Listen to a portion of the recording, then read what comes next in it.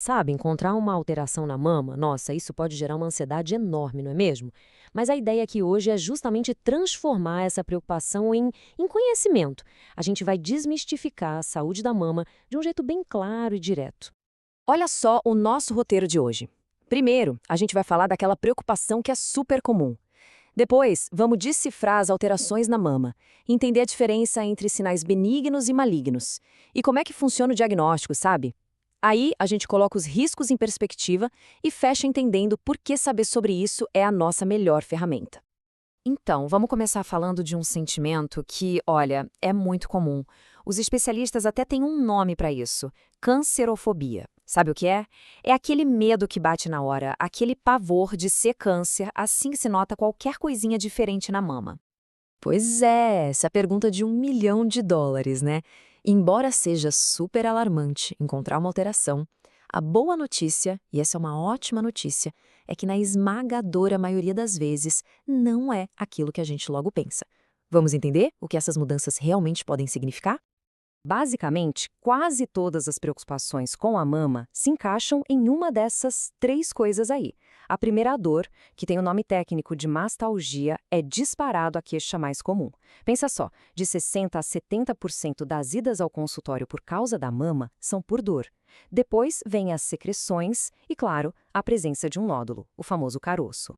Ok, então agora a gente vai mergulhar nesses sinais, porque entender as características de cada um deles, olha, é o primeiro passo para se sentir mais tranquilo, com certeza. Vamos falar da dor. A primeira coisa a saber é, dor na mama quase sempre é uma coisa benigna. Existe a dor cíclica, que tem tudo a ver com as flutuações hormonais do mês, super comum. E tem a acíclica, que não tem nada a ver com o ciclo. E essa, muitas vezes, nem é da mama. Pode ser de um músculo, de um nervo. O ponto mais importante é esse aqui. Só uns 10 a 15% dos casos de dor têm alguma relação com um carcinoma. É um número baixo, né? Outra queixa bem comum é a descarga papilar, a famosa secreção no mamilo. E o pulo do gato aqui não é se tem secreção ou não, mas sim como ela é. A cor, a consistência, se sai de um buraquinho só ou de vários. Tudo isso são pistas, sabe? É como um trabalho de detetive que guia a investigação médica. E olha que interessante essa tabela. A cor da secreção funciona como um verdadeiro mapa. Se a secreção é meio esverdeada ou leitosa, geralmente indica alguma coisa benigna. Agora, o sinal de alerta acende mesmo quando a secreção tem sangue ou é transparente, tipo água de rocha, como os médicos falam. Essas duas, essas sempre precisam ser investigadas. Ok, agora a gente chegou no ponto que provavelmente gera mais ansiedade em todo mundo: os nódulos. Vamos entender direitinho quais são as características que os médicos procuram no exame físico para saber se um nódulo parece ser benigno ou se tem cara de maligno. Essa parte aqui é super importante. Pensa assim, um nódulo benigno, tipo um fibroadenoma, geralmente é móvel, é como se fosse uma bolinha de gude debaixo da pele que dá para mexer. Ele tem as bordinhas lisas, uma consistência mais elástica, tipo borracha. Já o nódulo maligno é o contrário. Ele tende a ser fixo, duro feito pedra e com os contornos todos irregulares, como se estivesse agarrado nos tecidos em volta. E essa diferença não é só no toque, não. Na mamografia, isso fica bem visível.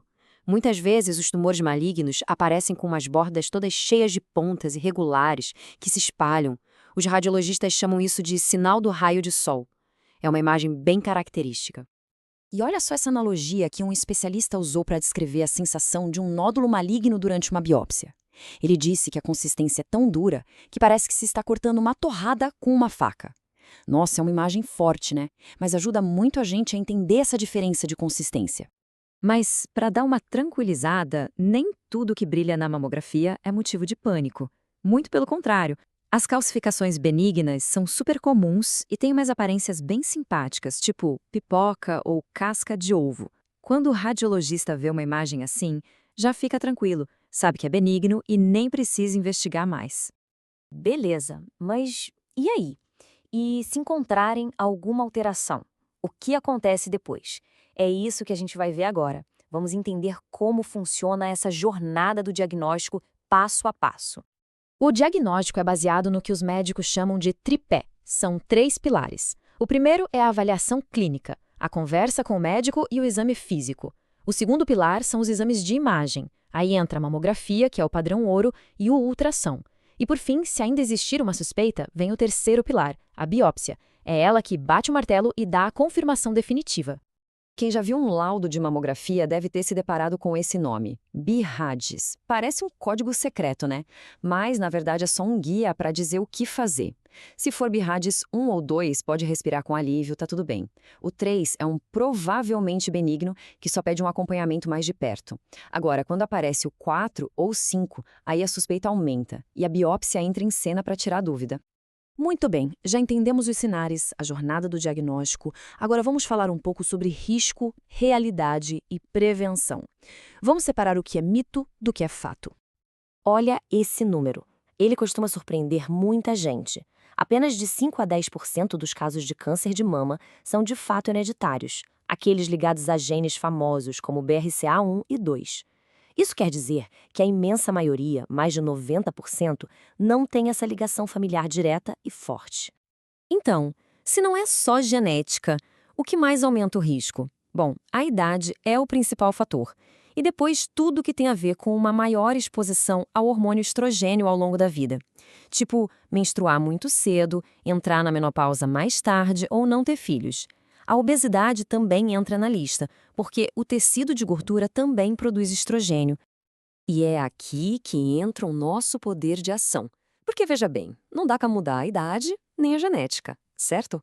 Mas dá para focar no que a gente pode controlar. E é aí que entra o estilo de vida. Manter um peso saudável, fazer atividade física, ter uma alimentação equilibrada, essas são as nossas melhores armas de prevenção. Chegando na reta final, vamos amarrar tudo isso. Vamos consolidar as mensagens mais importantes para que cada um possa cuidar da própria saúde de um jeito mais proativo. Uma coisa importante de saber é que no Brasil existem duas diretrizes principais de rastreamento. A do Ministério da Saúde recomenda mamografia a cada 2 anos para quem tem entre 50 e 69 anos. Já as sociedades médicas, tipo a de mastologia, recomendam começar mais cedo, aos 40, e fazer todo ano. Saber disso é importante para ter uma boa conversa com profissionais de saúde. Então, se for para guardar uma única coisa de tudo que a gente conversou, que seja isso aqui. A grande, imensa maioria das alterações na mama é benigna. O objetivo nunca é o pânico, é a atenção, a vigilância. Conhecer o próprio corpo e fazer o rastreamento direitinho. Essas são, sem dúvida, as atitudes que fazem toda a diferença para um resultado positivo.